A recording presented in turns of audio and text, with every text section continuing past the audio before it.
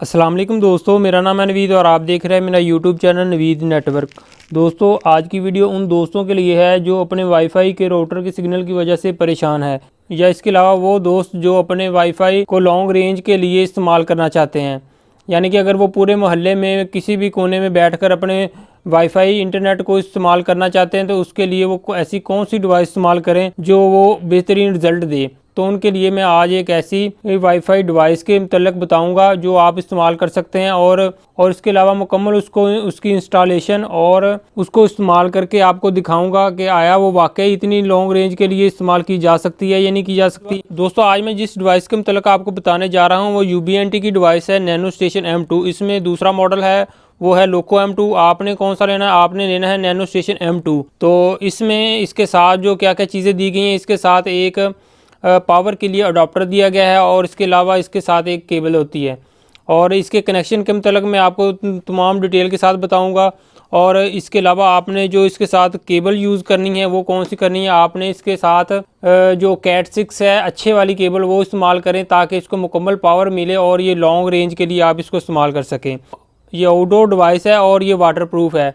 दोस्तों, इस डिवाइस की अगर प्राइस की बात की जाए तो इस डिवाइस की प्राइस जो है वो तकरीबन 10,500 से लेके 11,000 तक है। दोस्तों, अभी मैं आपको इसके इस्तेमाल करने का तरीका जो है वो बताता हूँ। इसके बैक साइड पे एक बटन है, उसको आप प्रेस करेंगे तो ये इस तरह से यहाँ से खुल जाएगी। उसके बाद दोस्तों, इसकी 2 पोर्ट हैं जहाँ पर केबल जो है वो आउटडोर केबल जो है वो लगेगी, तो वो भी मैं बाद में लगाता हूँ, लेकिन मैं आपको सबसे पहले बताता चलूँ। एक मेन पोर्ट है और एक है दूसरी सेकेंडरी। दोस्तों, अगर मेन ख़राब हो जाए तो फिर आपने सेकेंडरी यूज़ करनी है। और इसके अलावा यहाँ पर एक रीसेट का बटन जो है वो दिया गया है। अगर ये डिवाइस आपने ऊपर पाइप के ऊपर छत के ऊपर लगाई है तो आपको इसको उतार नहीं सकते, तो उसके अलावा आप इसके POE अडॉप्टर के ज़रिए भी इसको रीसेट कर सकते हैं।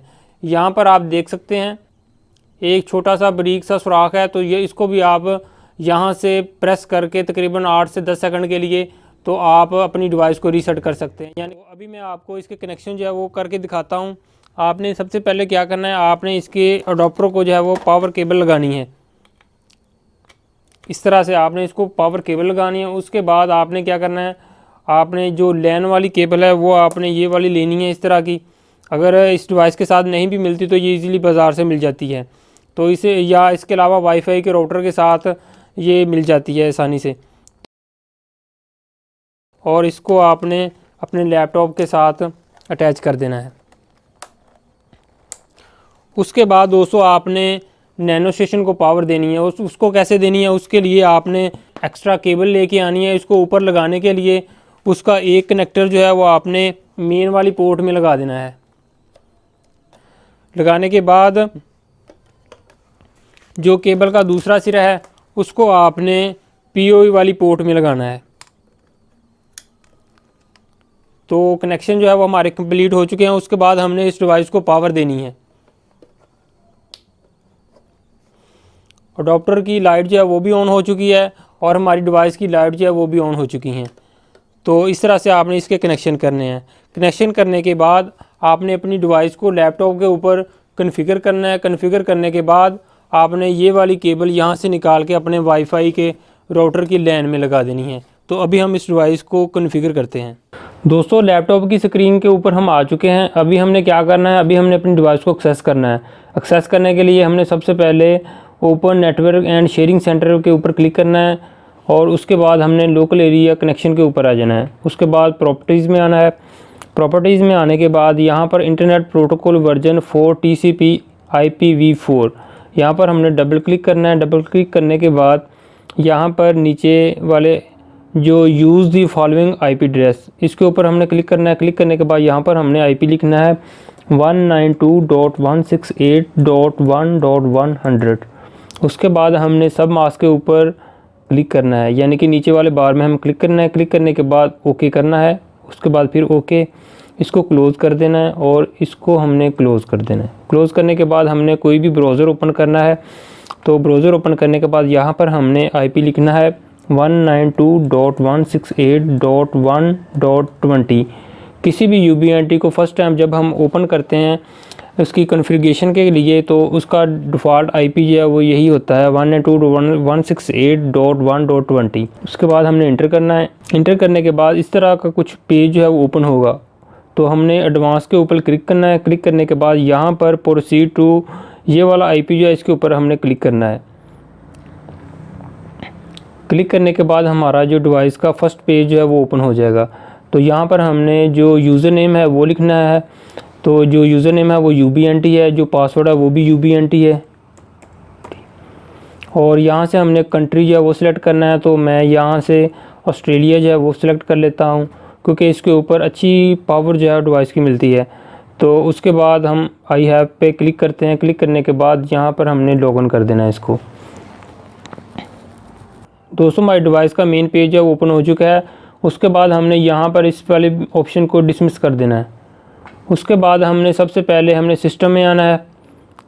सिस्टम में आने के बाद हमने अपनी डिवाइस का जो यूज़र नेम और पासवर्ड है वो चेंज करना है। यानी कि अभी हमने इसको UBNT यूज़र नेम और UBNT पासवर्ड से इसको ओपन किया है, तो अभी हम सबसे पहले वो चेंज करते हैं। तो यहाँ पर हमने साइड पे क्लिक करना है। क्लिक करने के बाद यहाँ पर हमने नेम देना है अपनी डिवाइस का, ये जो यूज़र नेम है। उसके बाद हमने जो करंट पासवर्ड है वो लिखना है। ये देखें सामने करंट पासवर्ड, जो करंट पासवर्ड था वो था UBNT। उसके बाद हमने न्यू पासवर्ड लिखना है। उसके बाद वेरीफाई न्यू पासवर्ड। उसके बाद हमने यहाँ से इसको चेंज कर देना है। चेंज करने के बाद हमने इसको अप्लाई नहीं करना, क्योंकि हमने कंप्लीट सेटिंग के बाद फिर इसको हमने अप्लाई करना है। उसके बाद हमने सर्विसेज में कुछ भी नहीं करना, यहाँ पर सेटिंग जो है वो वैसे ही रहने देनी है। उसके बाद हमने एडवांस में आना है। एडवांस में आने के बाद यहाँ पर हमने आने के बाद इंस्टॉलर EIRP कंट्रोल जो है वो इसको इनेबल कर देना है। इनेबल करने के बाद हमने यहाँ से इसको चेंज करना है। चेंज करने के बाद हमने नेटवर्क में आना है।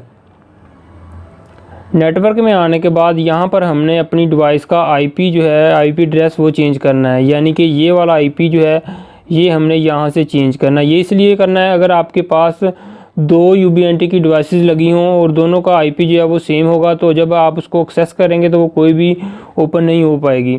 तो इसलिए हमने यहाँ पर इसका IP जो है वो चेंज करना है। तो इसको हम 22 जो है वो कर देते हैं।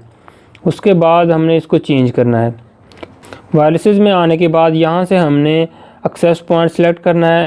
एक्सेस पॉइंट सेलेक्ट करने के बाद WDS ट्रांसपेरेंट ब्रिज मोड, इसको आपने इनेबल कर देना है। इनेबल करने के बाद यहाँ पर SSID जो है वो लिखना है, यानी जिस नेम से आपके वाईफाई के सिग्नल शो हो वो आपने यहाँ पर नेम देना है।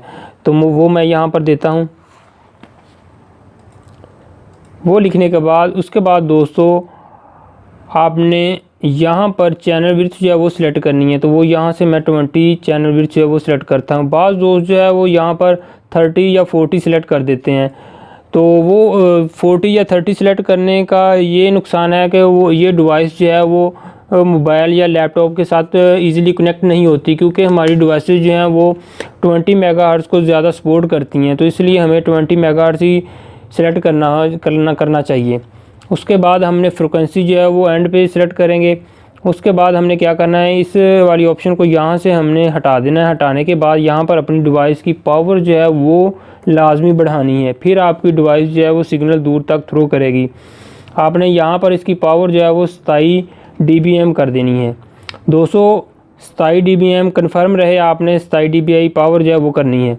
उसके बाद आपने अपनी डिवाइस को सिक्योरिटी लगानी है। सिक्योरिटी लगाने के लिए आपने WPA2 जो है वो सिलेक्ट करना है। सिलेक्ट करने के बाद यहाँ पर आपने पासवर्ड लिखना है। तो मैं यहाँ पर पासवर्ड लिखता हूँ। पासवर्ड लिखने के बाद अगर आप इसको शो करेंगे तो यहाँ पर पासवर्ड जो है शो भी हो जाएगा।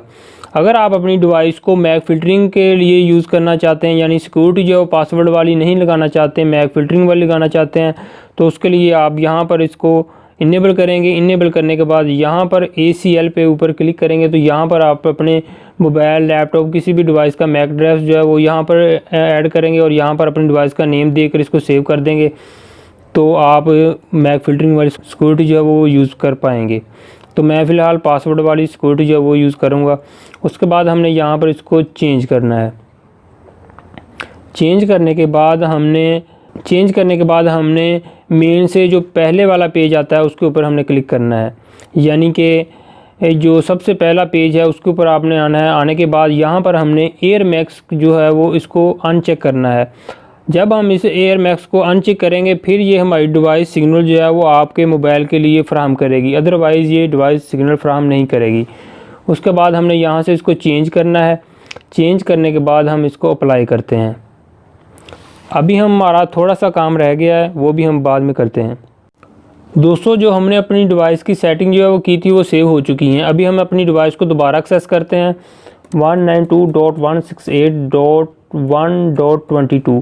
पहले हमने 20 से एक्सेस किया था तो हमने इसका आईपी जो है वो चेंज कर दिया था, यानी कि 22 कर दिया था। तो अभी हम इसको 22 से एक्सेस करेंगे। उसके बाद हमने एडवांस पे क्लिक करना है। क्लिक करने के बाद यहाँ पर प्रोसीड टू करने के बाद हमने यहाँ पर यूज़र नेम जो है वो जो नया रखा था वो लिखना है। उसके बाद हमने यहाँ पर पासवर्ड लिखना है। उसके बाद हम इसको लॉगिन करते हैं।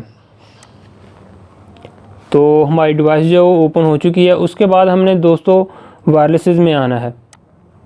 वायरलेसेस में आने के बाद जो हमारा लास्ट काम है वो है फ्रिक्वेंसी मेगाहर्ट्ज़, वो हमने सिलेक्ट करनी है। दोस्तों, यहाँ पर जो है वो टोटल 13 चैनल जो है वो शो हो रहे हैं, यानी कि 1 से लेके 13 तक जो है वो टोटल चैनल जो है वो 2.4 गीगाहर्ट्ज़ वाली डिवाइस में मिलेंगे आपको। तो आपने यहाँ से वो वाला चैनल सेलेक्ट करना है जो सबसे कम यूज़ हो रहा हो।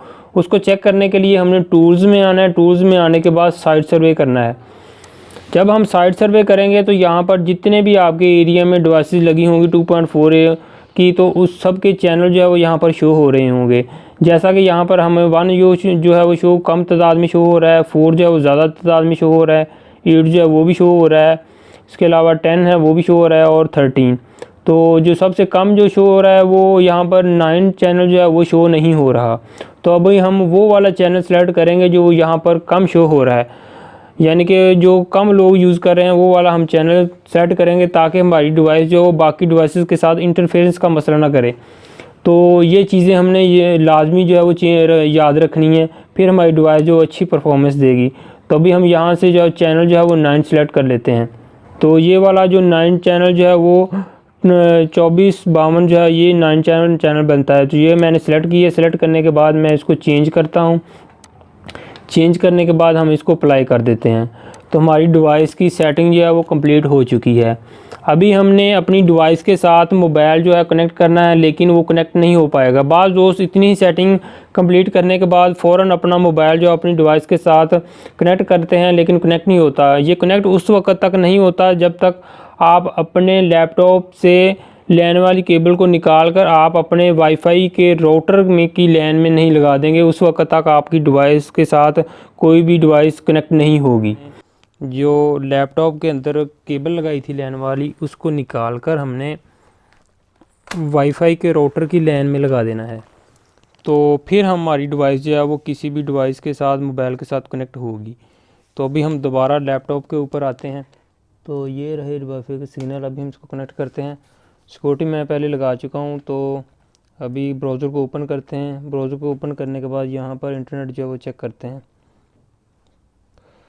तो इंटरनेट जो है वो चल चुका है दोस्तों। अभी हम इस डिवाइस को टावर के ऊपर लगाते हैं। दोस्तों, डिवाइस को हमने टावर के ऊपर लगा दिया है। तो अभी हम फील्ड पे जाते हैं और हम आपको बताते हैं कि इसके सिग्नल जो है वो कितनी दूरी तक जाते हैं, और वहाँ पर हम जाकर आपको इंटरनेट चला के दिखाएंगे।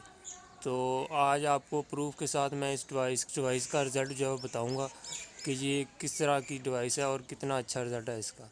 दोस्तों, अभी मैं अपने घर से तकरीबन कोई 1000 से 1200 फीट दूरी पे जाकर मैं सिग्नल जो है वो चेक करूंगा अपने नेटवर्क के, इसी डिवाइस के जो अभी हमने लगाई है।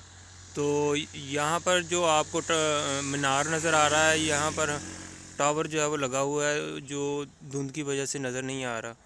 तो मैं अभी अपने दूसरे मोबाइल के ऊपर उस डिवाइस के सिग्नल जो है वो कनेक्ट करता हूँ। तो ये देख सकते हैं आप।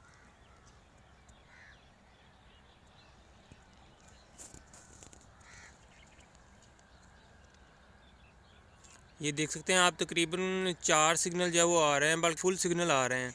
और मैं कनेक्टिविटी वो भी चेक करता हूँ, तो वो तकरीबन कनेक्टिविटी जो है वो 58 Mbps जो है वो शो हो रही है, यानी कि डिवाइस का और अपने इस वाले मोबाइल का रब्ता जो है वो तकरीबन 58 MB बता रहा है। तो अभी हम इसके ऊपर कोई ब्राउजिंग वगैरह करके देखते हैं।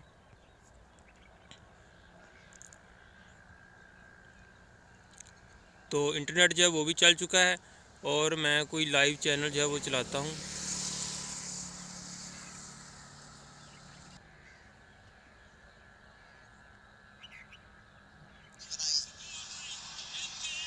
दोस्तों भी मैंने लाइव जो है वो चैनल चलाया है यहाँ पर, तो आप देख सकते हैं कि कितनी दूरी तक जो है वो इस डिवाइस के सिग्नल आते हैं और सिग्नल जो है वो आपके सामने है। तकरीबन यहाँ पर एक सिग्नल कम होता है लेकिन वो भी फुल हो जाता है।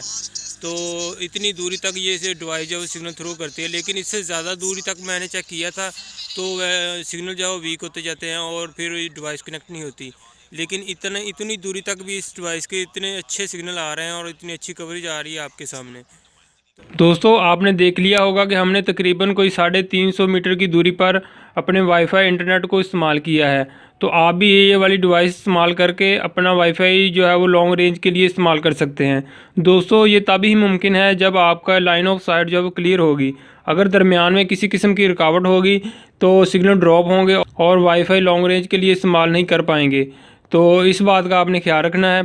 जो डिवाइस की हाइट रखी है वो तकरीबन 30 फीट रखी है, तो आप ये वाली डिवाइस जो इस्तेमाल कर सकते हैं। दोस्तों आज की हमारी वीडियो यहीं तक थी। उम्मीद है कि आपको आज की मेरी वीडियो पसंद आई होगी। फिर मिलेंगे दोस्तों एक नई वीडियो के साथ, तब तक के लिए खुदा हाफिज़।